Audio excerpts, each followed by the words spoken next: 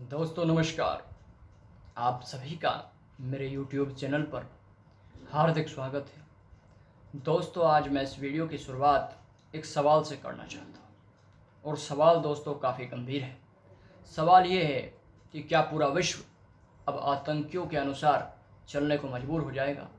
क्या खुद को विश्व की महाशक्तियों के रूप में स्थापित कर चुके देश आज आतंक के सामने सरेंडर कर चुके हैं? क्या मानवीय मूल्य अब इसी तरीके से आतंकियों के पैरों तले कुचले जाते रहेंगे? दोस्तों ये सवाल पूछना लाजमी है उन शक्तियों से जिन्होंने 9/11 के हमलों के बाद आतंक के खिलाफ एक मजबूत लड़ाई की कसम खाई थी। उन देशों से ये सवाल पूछना लाजमी है। दोस्तों मैं आपको बताना चाहूँगा, जब अमेरिका में 9/11 हुआ तो वर्ष 2001 में अमेरिका ने अपनी जो वहाँ पर सेना थी, नाटो देशों के सहयोगी सेनाएं अफ़गानिस्तान के भीतर प्रवेश करती है, जिसमें लगभग 1.5 लाख के करीब नाटो देशों के सैनिक अफ़गानिस्तान में डेरा डालते हैं।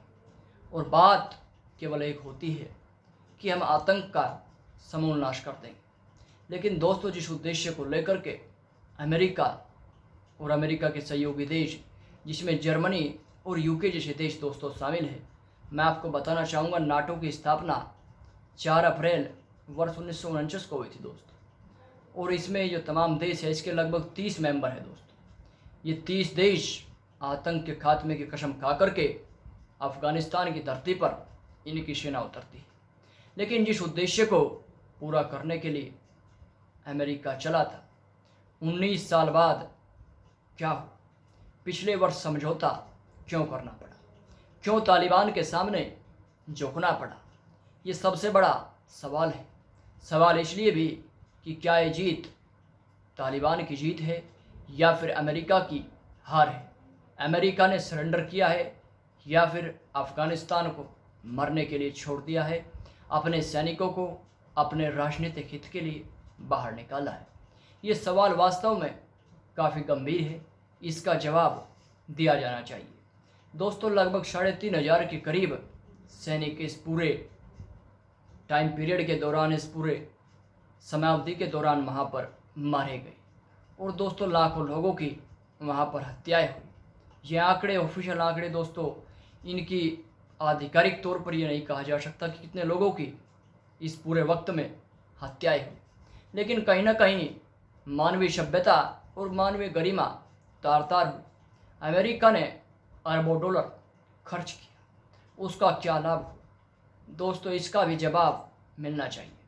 दोस्तों तालिबान, जैसा कि खबरें आ रही है, वास्तव में काफ़ी चिंताजनक खबरें हैं कि लगभग तालिबान के 50 ज़िलों पर, अफ़गानिस्तान के दोस्तों माफ़ कीजिएगा, लगभग 50 ज़िलों पर तालिबान ने अपना कब्जा जमा लिया है। ऐसे में दोस्तों स्थिति काफ़ी गंभीर हो चली है। कहीं ना कहीं गृह युद्ध की आशंका अब अफ़गानिस्तान के भीतर प्रबल होती जा रही है। तो ऐसे में अफ़गानिस्तान की सहायता कौन करेगा? क्या ये मुल्क दोबारा से तालिबान के कब्जे में आ जाएगा, जिस तरीके से वर्ष 1996 से लेकर के और 2001 तक? दोस्तों ध्यान दीजिएगा, मुल्ला उमर वहाँ का सर्वोच्च नेता हुआ करता था, लेकिन धीरे धीरे अमेरिकी हस्तक्षेप के बाद वहाँ से तालिबान अंडरग्राउंड होता चलेगा। लेकिन उसके बाद दोबारा से फिर से उन्हीं गतिविधियों पर तालिबान फिर से आमदा हो गया। लोगों की हत्याएं करना वहाँ पर आम बात है। दोस्तों तालिबान आप सभी जानते हैं, लेकिन एक पश्तो भाषा का शब्द है, यहाँ पर मैं आपकी जानकारी के लिए आपको बताना चाहूँगा, जिसका अर्थ होता है ज्ञानवान विद्यार्थी। ऐसे विद्यार्थी जो इस्लाम की शिक्षा को मानते हो, मजहबी शिक्षा को जो मानते हो, जो अपने मजहब को ही सर्वोपरि मानते हुए विश्व के अंदर आतंक को फैला सके। दोस्तों ऐसे लोग, ऐसा संगठन क्या मानवता के कल्याण की कभी बातें कर सकता है? इस पर हम सभी को विचार करना चाहिए। दोस्तों मैं आपको बताना चाहूँगा कि इस संगठन की जब 1996 से लेकर के और 2001 तक अफ़गानिस्तान के भीतर जब मुल्ला उमर इनका सर्वोच्च नेता था, तो 3 इस्लामिक मुल्कों ने इनको मान्यता दी।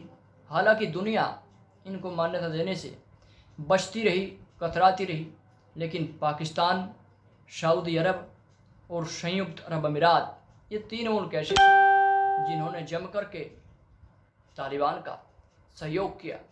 और दोस्तों, पाकिस्तान के कई मंत्री तो खुले तौर पर इस बात का दावा करते हैं कि तालिबान और पाकिस्तान में एक गठजोड़ है, एक संबंध है। और दोस्तों, जिस तरह की स्थिति इस वक्त में बन रही है वो वास्तव में हमारे देश के लिए भी चिंताजनक है।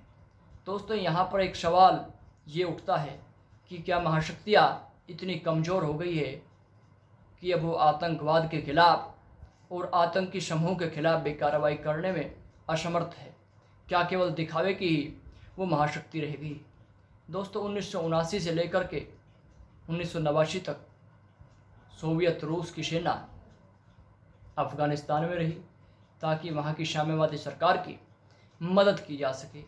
लेकिन वहाँ पर क्या हुआ, उस सेना को भी वापसी रोकना पड़ा। स्थिति दोस्तों इतनी गंभीर हो चली है। ऐसे में दोस्तों, भारत के लिए भी ये मामला कहीं ना कहीं चिंताजनक है, क्योंकि भारत के नागरिक जो अफ़गानिस्तान में रहते हैं उनकी सुरक्षा की जिम्मेदारी कहीं ना कहीं सरकार को लेनी ही होगी। और इसके अलावा दोस्तों, मैं आपको बताना चाहूँगा कि वर्ष 2001 से लेकर के और अब तक भारत ने तकरीबन 3 अरब डॉलर की, ध्यान दीजिएगा दोस्तों, अफ़गानिस्तान की सहायता की है।